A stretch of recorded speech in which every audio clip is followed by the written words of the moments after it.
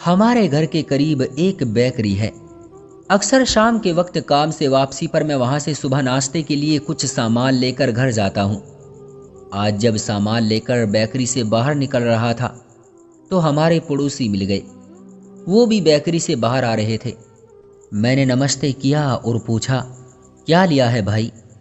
कहने लगे, कुछ नहीं भाई, वो थोड़ी सी सब्जी और जलेबियाँ थी पत्नी और बच्चों के लिए। मैंने हंसते हुए कहा, क्यों, आज भाभी ने खाना नहीं बनाया? कहने लगे, नहीं नहीं भाई, ये बात नहीं है। दरअसल आज ऑफिस में शाम के वक्त भूख लगी थी तो दोस्तों ने कुछ सब्जी और जलेबियां मंगवाई थी।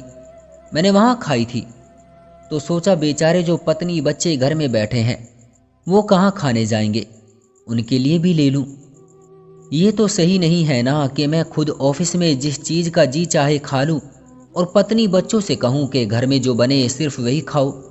मैं हैरत से उनका मुंह तकने लगा क्योंकि मैंने आज तक इस अंदाज से नहीं सोचा था। मैंने कहा, इसमें गलत ही क्या है भाई? जिस तरह आप ऑफिस में कुछ खाते हैं तो उसी तरह भाभी और बच्चों को घर में जिस चीज़ का दिल चाहता होगा खाते होंगे।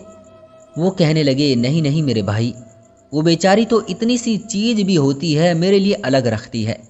यहाँ तक कि अड़ोस पड़ोस से भी कोई चीज़ आती है तो उसमें से पहले मेरा हिस्सा निकालती है, बाद में बच्चों को देती है। अब ये तो स्वार्थ हुआ ना। मैं वहाँ दोस्तों के साथ गुलछर्रे उड़ाऊँ? मैंने हैरत से कहा, गुलछर्रे उड़ाऊँ? ये सब्जियाँ, ये जलेबियाँ, गुलछर्रे उड़ाना है? भाई इतनी मामूली सी चीज़ें। वो कहने लगा, कुछ भी हो, मुझे तो डर लगता है कि ईश्वर के सामने कहीं मेरी इसी बात पर पकड़ ना हो जाए कि किसी की बहन बेटी ब्याह कर लाए थे, खुद दोस्तों में मज़े कर रहे थे और वो बेचारी घर में बैठी दाल खा रही थी। मैं हैरत से उन्हें देखता रहा और वो बोले जा रहे थे, देखिए, हम जो किसी की बहन बेटी ब्याह कर लाते हैं ना, वो भी हमारी तरह इंसान होती है।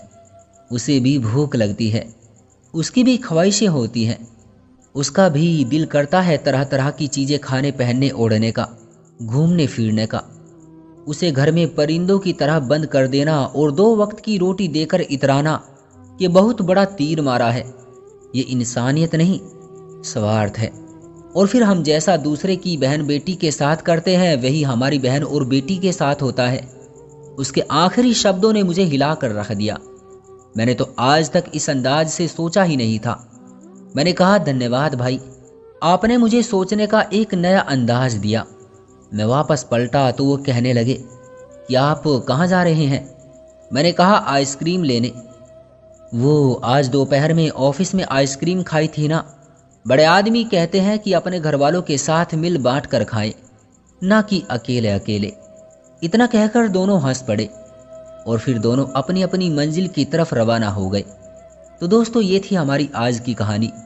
इसी तरह की सबक आमोज कहानियाँ रोज़ाना देखने के लिए चैनल को सब्सक्राइब कर लीजिए और साथ में घंटी को दबाकर ऑल पर सेट कर लें ताकि आने वाली वीडियो आपको तुरंत मिले। मुझे दीजिए अगली वीडियो तक इजाज़त। तब तक के लिए धन्यवाद।